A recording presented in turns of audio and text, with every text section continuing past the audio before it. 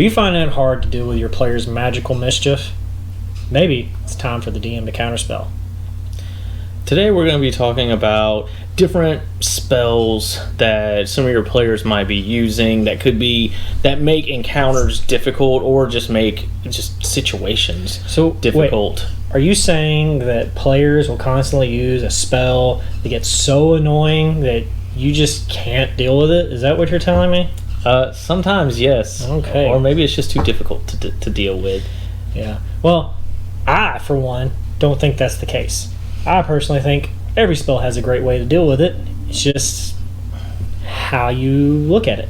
Yep. And today we're going to be talking about the different ways to deal with these spells other than Counterspell. Right. Yeah, because Counterspell deals with it, but we'll talk about that later. All right. So, the premise of this is Chris here has done a lot of research. And he's going to tell me what the spell is and the gripe about it, why people hate it, and then why DMs hate it.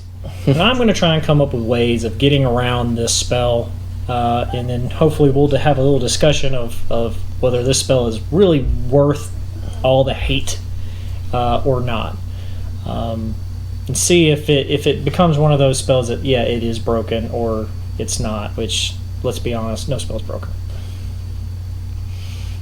I can find a few. We beg to differ. Right. Okay, so first up. The first spell we're going to be talking about is Fly. 3rd level concentration spell. Okay. Why do people hate Fly? A lot of DMs just don't know how to deal with players when they get Fly. I mean, for instance, you want to do that epic chase scenario. Doesn't work so well when the wizard's got Fly and he's just running around, pop, pop, pop, pop. Don't have to worry about jumping in between buildings and stuff. Or just somebody's cast Fly on themselves, or have boots of flying, or figuring out a way to fly in general. Getting in the air and just pelting the enemies galore. So, the 3rd dimension. So we're no longer on a 2D space. We have a 3rd dimension we have to deal with. Well, here's the thing about the 3rd dimension. It is a dimension, which means it can be controlled. So, if if you're setting up a situation where you think that that you believe your players are going to use Fly to overcome it, and you don't wish them to use that, well, you can always just set the height at which they can get to. If you're in caverns, you can always say, hey, the ceiling is lower than what you expect it to be. You have a 10-foot ceiling, so it doesn't matter if you go high or not. Right. You can go over somebody, but they're still going to be able to hit you. The other way is, if you're out in the open, your player is flying over things. Well, they're using that 120-foot firebolt range to the max, or 300-foot Eldritch Blast. So there's another thing.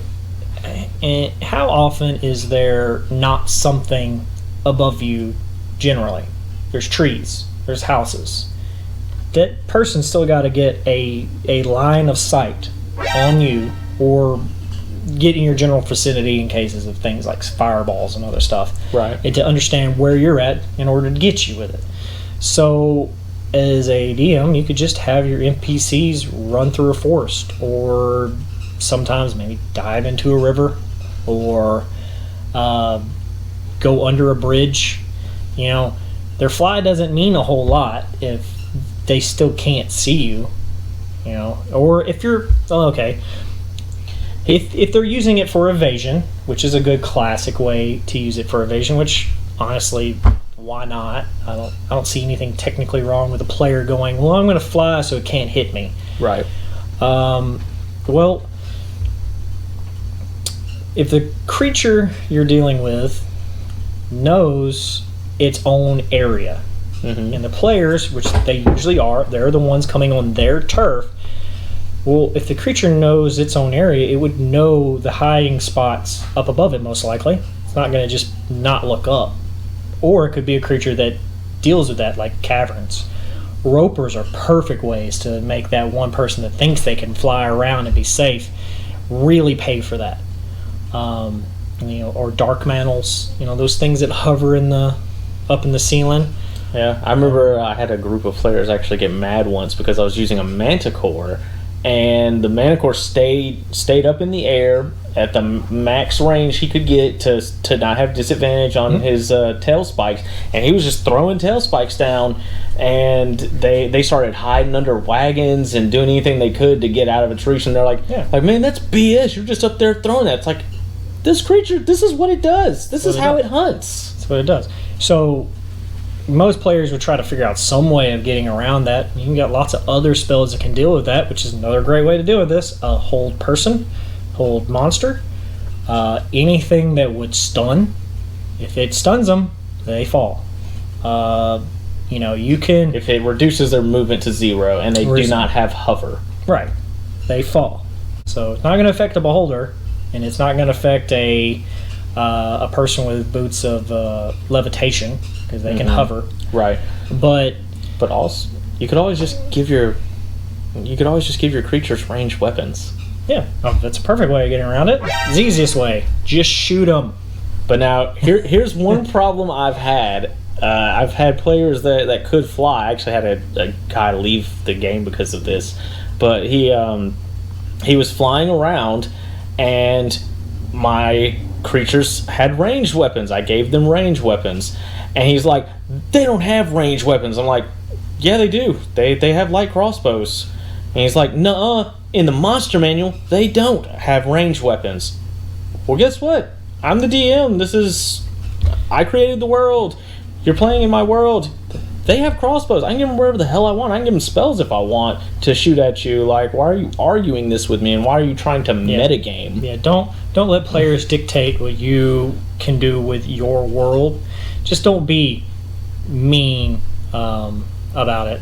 But I mean, who's giving ranged weapons to creatures? Like, that's nothing big. Of course Why wouldn't they have ranged weapons? Yeah, why wouldn't they? And carry around some javelins or hand axes if they're like, oh, they're not going to carry around a short bow or a light crossbow. It's like, well, fine, they're carrying around javelins and spears, and they're going to throw them at you. Things try to get around. Every creature tries to figure out a way to solve a problem. That's what they do. So you should treat your NPCs and any of your things you're dealing with the same way. I'm still waiting for the time somebody uses fly and I see a DM go, all right, Earthbind. I'm sorry, what spell? Earthbind, the spell that nobody gets. Guess what? You're on the ground now. You're in our zone. Literally the spell used to counter fly. So I think it's enough on fly. What's the next one we got? Antimagic Field. 8th level spell, does require concentration. Okay, so first of all, it's an 8th level spell. They're supposed to be awesome. DM Counterspell here, perfect thing you say is, it's an 8th level spell. It's supposed to be awesome. You, sir, are going to swing at me with 190 damage of smite, or you're going to do some crazy sneak attack or something. I'm using my 8th level spell slot to stop your magic. Which, by the way, anything that could cast that spell would be smart enough to understand when they need to nullify a threat. So, what is wrong with the Antimagic Field? The DM has created some BBEG, big bad evil guy, and the party gets there, and he's trying to solo them.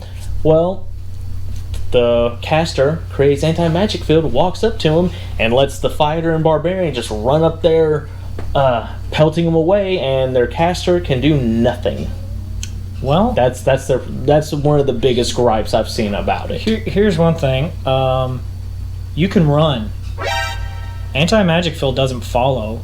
It follows the caster. It follows the caster, which means the caster's not doing anything else. It's going to do that. Well, Big Bad also probably has minions, right? If you're that high level, you're usually not running around by yourself unless you're just that awesome. Yeah, I don't run. I very rarely run solo creatures anymore. Although if I was going to run solo creatures, I'd probably take the Mythic Odyssey of Theros approach, because I think they've done it right. It's in a that. pretty cool way. But otherwise, no. Most things are going to be. They're going to have other creatures there. They're going to have backup.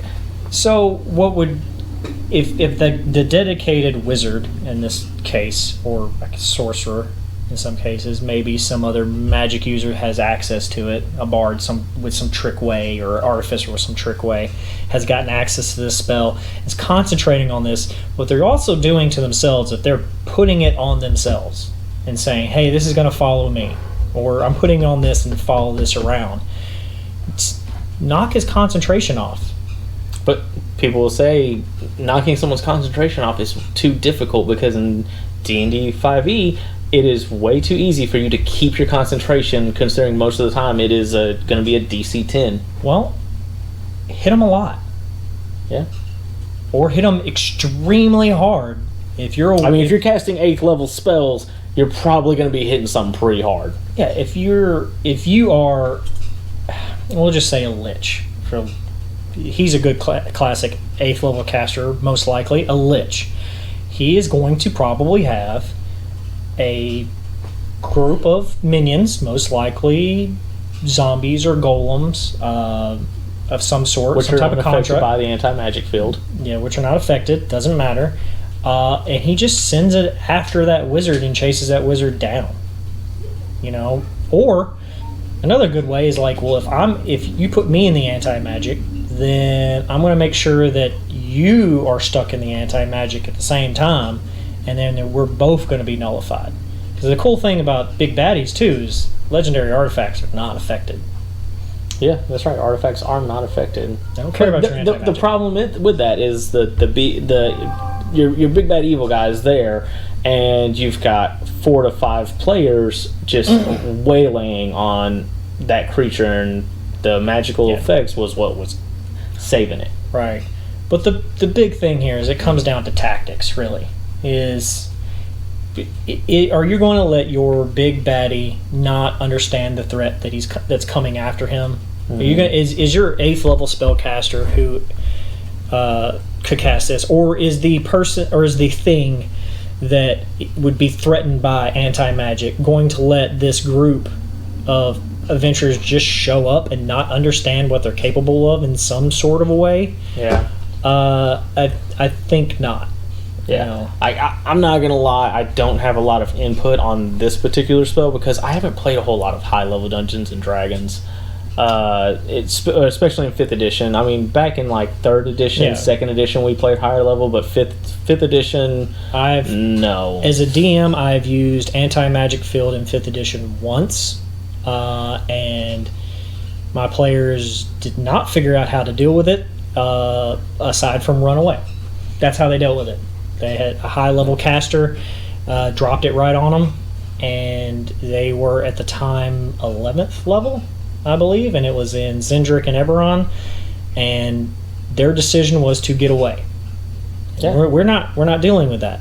They ran away. Why can't a DM do the same thing? Run away. There's nothing saying a creature ever has to stay and fight. In fact, most creatures, if they would choose to run, they would definitely. If there's a chance to run, they were going to run and fight another day because it's not worth. Especially if it's really starting to if they can see things are going down. It's like, oh, we got 8 orcs, 4 of them just died.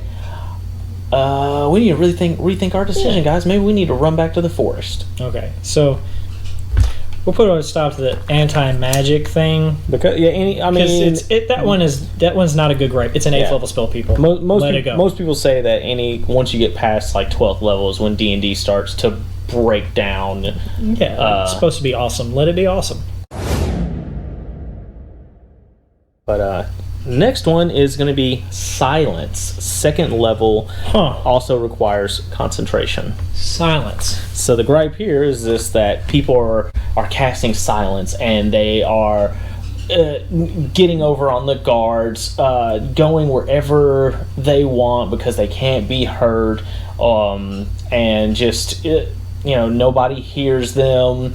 It's their little way to get over everything, and then also putting a caster in silence as well. Apparently some DMs find this hard to deal with. Well, I mean, just like anti-magic, find the thing that has silence on it and beat it up. silence will go away. Especially if you're second level spells, caster cast second level spells, you don't have a whole lot of hit points. You probably don't have a whole lot of AC and ways to stop it. So silence is kind of a one-trick pony in some of those cases. So you can also move out of it. Yeah, just move out of it and then cast into it. A wizard in silence can just back up and say, "That's cool and all, but how about a fireball?" Because also silence doesn't move with the person. It hits the ground.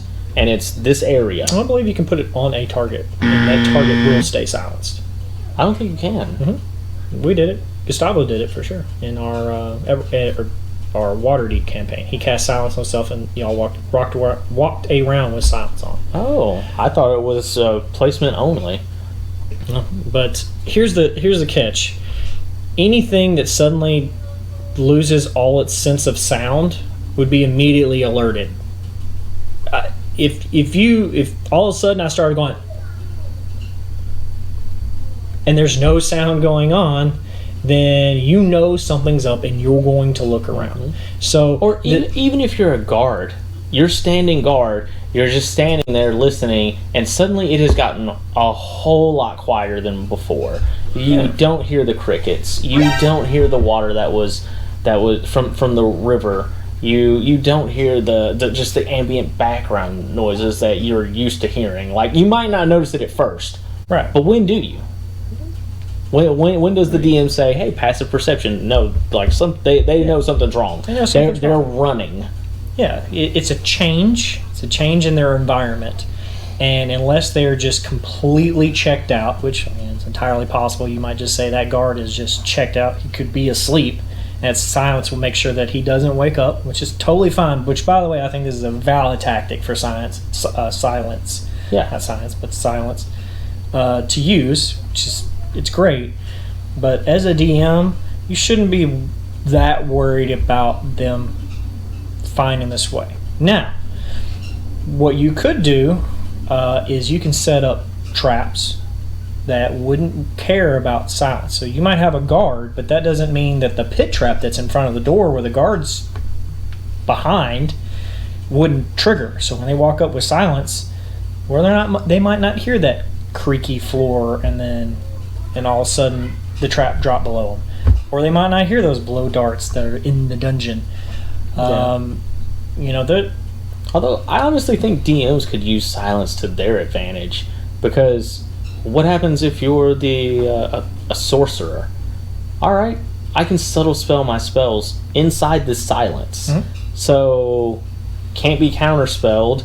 And also, if that sorcerer has a couple of buddies, some veterans or something guarding him, well, now the other players are in there fighting them. They can't get healing word. They can't hear it. No, that's true. They can't get inspirations from bards. They can't hear it. Yeah. You know what the best way to counterspell this? If they're going to use silence on you, you just have a cleric or a wizard do it back to them and see how much they like it. Because honestly, it's a great spell. It should be used more often in clever ways. So if you're a DM having problems with your players using silence, then your ability to use silence should come into play. You will definitely say, hey, this high priest will use it. And I have done that. I have for sure had a cleric, a drow priestess cast silence on group of casters. And that way, they couldn't stop what she was going to do to them. They couldn't hear what she was going to say or any of that. So there's that silence there. They won't hear the people sneaking around or any of that. And then just start hitting them with other things. There's nothing stopping you from doing that. You might as well do it. Clerics have access to it, and wizards have access to it, and bards have access to it, and sorcerers have, I believe they have access to it. Anyway, lots of people have access to it, especially you might even be able to get it in magic items as well. Yeah, for sure. But so really not that bad. Like, it's fly, anti-magic field, silence. Yeah. None of these have been really that bad. So far, they're annoyances. And mostly, all three of these have had to deal with spatial areas. dealing with what your spatial recognition and understanding the size of something and where you can get in and out of it. And basically, they're kind of, fly is directional. Deal with it through direction. Anti-magic and silence is dealt with by space. Just move away from it. Like, there's nothing, unless the player goes, okay, we're going to silence, and then the player has a fighter or a monk or somebody that says, okay, now we're just going to lock them into place. Well, why would you stop that anyway? Because that means you have players that are using teamwork, active teamwork, which, how often does that happen? In a lot of like unseasoned groups for sure, and even in seasoned groups, how often does that happen? Yeah. You have somebody saying, okay, I'm going to walk up to this guy, I'm going to do it, I'm going to silence him, and then you're going to come in, you're going to trip him, and then after you trip him, our barbarian friend who now has a giant axe can now chop him while they're down. He's going to chop him while they're down, so now he can't cast spells to get away, he won't be getting up, and then hopefully he really won't be getting up. So like, don't punish them for that, but definitely use it against them later. So teach them a little lesson. Oh, definitely. Hi guys, this is Chris here with the Gamers Hall. Our DM Counterspells video went on a lot longer than we thought it was going to, so we're actually breaking it down into 2 different videos. Sorry about that, but hopefully you guys like the content we put out so far. If so, likes, subscribe, and comment. And until then, keep playing D&D and having fun with your friends.